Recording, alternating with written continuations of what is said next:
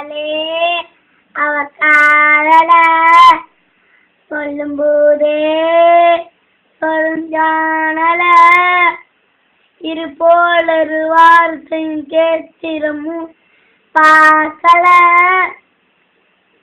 சொன்னா சொல்லை போதும் அதுக்கு இடே இல்லை ஏதோ ஏதோ சொல்லிட்டேனே இவ காதல சொல்லும்போதே சொன்னானல